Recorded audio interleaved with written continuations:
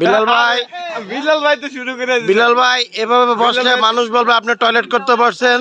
এই হলো টিকটকে এটা এককালে ছোট গেলে করছিলাম, এখন আর এগুলো করানোর বয়স নাই। একটু ঘুরেন আপনি। হ্যাঁ